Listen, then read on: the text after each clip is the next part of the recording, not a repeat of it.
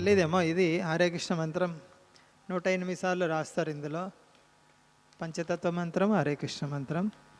ఇప్పటికి దాదాపు 1,00,000 మందితో రాపించినట్లు. మంచి అవకాశం ఇది. ఈ పుస్తకము ఒక్కొక్కటి 5 రూపాయలు ఏమో అవుతుంది ముద్రించడానికి. మీకు అవకాశం ఉన్న వాళ్ళు శ్రీరంగనాథ ప్రభుతో కలవండి.